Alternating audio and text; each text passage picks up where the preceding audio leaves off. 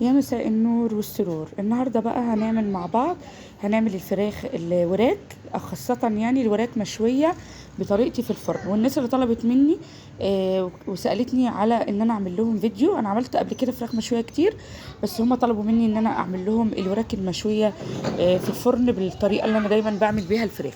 وهنا طلبوا مني برضو سألوني عن محلول النقع. محلول النقع عبارة عن ايه؟ هنا معايا وراك 2 كيلو من الوراك. وهنا زي ما بقول لكم الورك ده بيبقى فيه حته كده زي الكلاوي او الكبده ديت. الحته دي لازم تشيلوها وتنضفوها لانها بتزفر الفراخ، مهما ما تغسليها ومهما تنقعيها بتبقى زفره. هنا بقى محلول النقع عباره عن ايه؟ غسلتها الاول بدقيق وملح، وبعد كده حطيتها في ليمون وملح بس، ما تحطيش خل.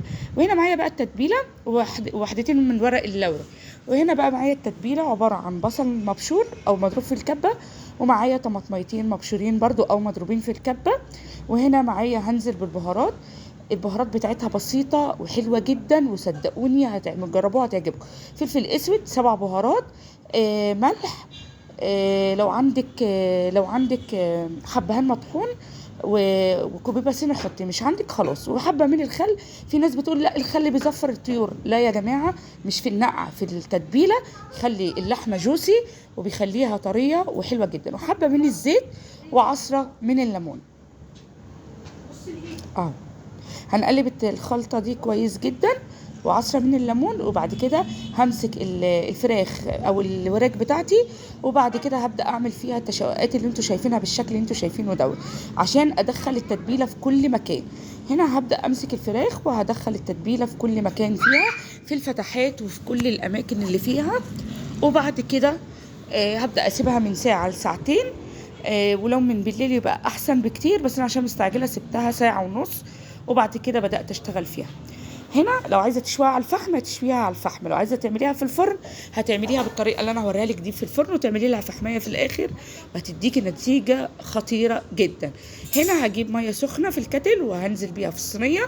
البخار اللي هيطلع من الميه السخنه دي في الفرن على الفراخ بيساوي. وحطيت ورقتين من اللوري. وهنا بقى الميه السخنه دي انا حطيتها ليه؟ لان انا ما عنديش ورق فويل كان خلصان، الورق الفويل. لو انت عندك ورق فويل هتحطيها، وبرده حطي حبه ميه صغيرين ولفيها بورق الفويل ودخليها على درجه حراره 200 وسيبيها تستوي. ولما تستوي شيلي من عليها الورق الفويل وشغلي عليها الشوايه.